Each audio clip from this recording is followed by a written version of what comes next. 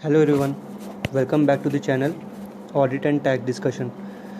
तो आज हम समझेंगे व्हाट इज़ ऑडिट। मैंने एक डायग्राम बनाया है, राइट।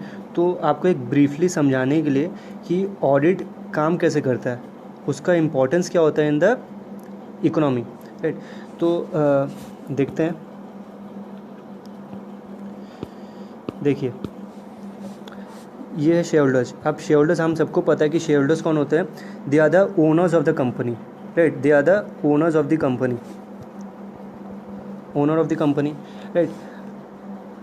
लेकिन ये डायरेक्टली कंपनी के अफेयर्स को मैनेज नहीं करते हैं, राइट। ये कंपनी को रन नहीं करते हैं, राइट। तो इनको मैनेज कौन करता है? इनको मैनेज करता है board of directors and management.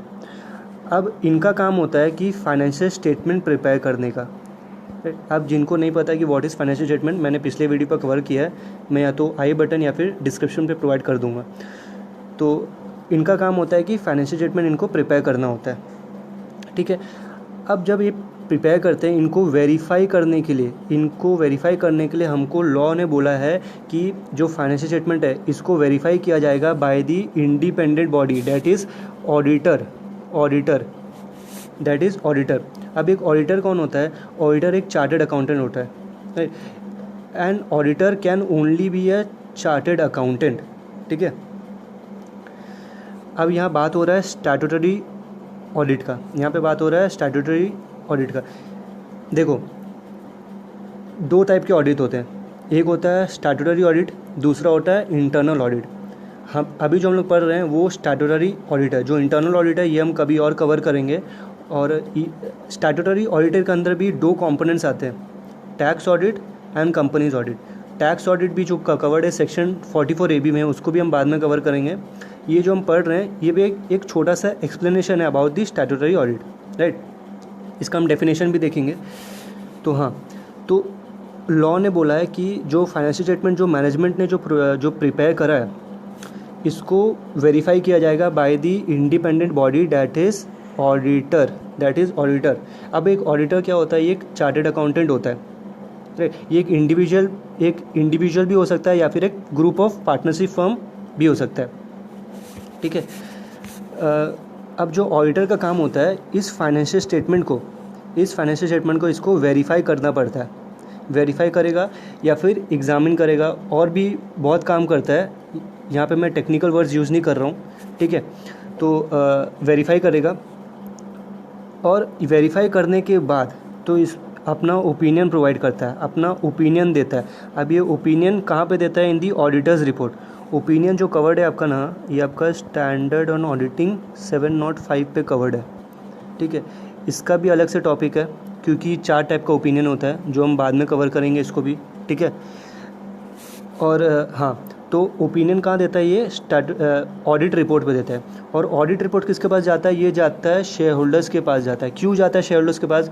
Because देखो, जो ऑडिटर होता है ना, इसको अपॉइंट किया जाता है बाय द शेयर होल्डर्स, क्योंकि लॉ ने क्या बोला है कि एक ऑडिटर जो होगा वो एक इंडिपेंडेंट पर्सन होना चाहिए। मतलब क्या है? ये विद इन दी एंटिटी नहीं होगा, ये कोई कंपनी का कोई पर्सन नहीं होगा, ठीक है। वो कोई कंपनी का कोई पर्सन नहीं होगा, ठीक है। तो इसको अपॉइंट करते हैं शेयर होल्डर्स।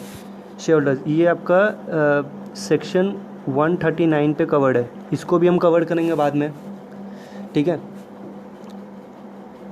तो अपना ऑडिट रिपोर्ट देता है और ये जाता है शेयर होल्डर्स के पास, ठीक है, करेक्ट। अब शेयर होल्डर्स क्या है? इस बेसिस पे रिलाई कर सकते हैं ऑन दी फाइनेंशियल स्टेटमेंट, क्योंकि ये ऑथेंटिकेटेड होता है by the chartered accountant.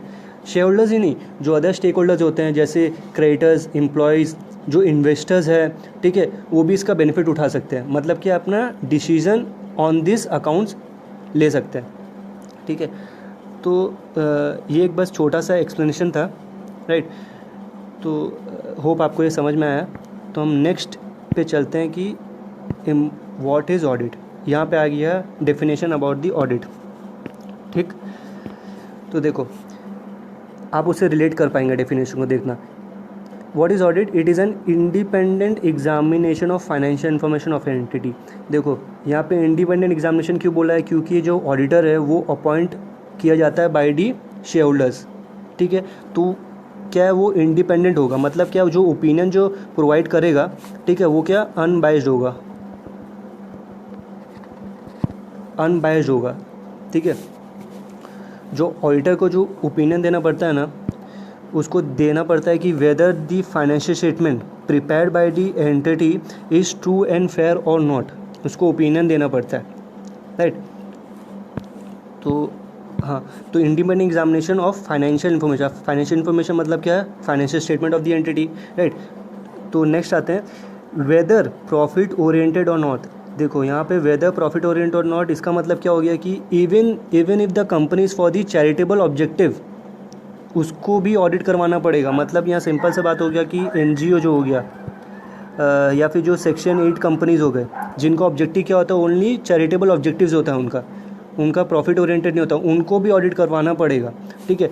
Irrespective of size और लीगल फॉर्म, वेदर आपका टर्नओवर कितना भी हो, ठीक है, आपका ऑर्गेनाइजेशन का जो स्ट्रक्चर है कैसा भी हो, आपका लीगल फॉर्म, आपका गवर्निंग बॉडी कोई भी हो, वो इममेटेरियल है, आपको ऑडिट करवाना ही पड़ेगा। अब ऑब्जेक्टिव ऑफ ऑडिटर क्या होता है, is to express opinion, is to express opinion, ये तो हमने पढ़ा ही है कि ऑडिटर को एक्सप्रेस करना पड़ता है ओपिनियन की वेदर जो फाइनेंशियल स्टेटमेंट जो मैनेजमेंट ने जो प्रिपेयर करा है वो ट्रू एंड फेयर है कि नहीं, ठीक है। तो मैं और एक चीज़ ऐड करना चाहूँगा, जो ऑडिटर जो अपना जो ओपिनियन देता है ना, वो रीज़नेबल ओपिनियन होता है, ठीक है, वो रीज़नेबल ओपिनियन होता है।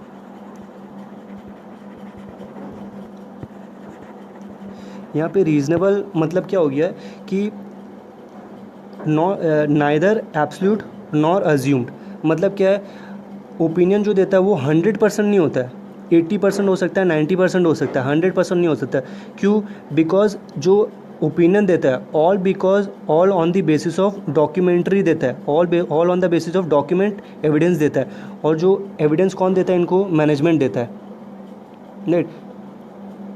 तो इसलिए इसका जो ओपिनियन है तो रीज़नेबल ओपिनियन होगा, because of the inherent limitations in the audit. जो इनहेरेंट लिमिटेशंस है वो भी एक अलग से टॉपिक है, वो भी हम बाद में पढ़ेंगे, राइट। तो एब्सोल्यूट एश्योरेंस नहीं देता है। तो होप आपको ये डिस्कशन समझ में आया होगा। स्टे कनेक्टेड, स्टे ट्यून्ड, फिर मिलता है।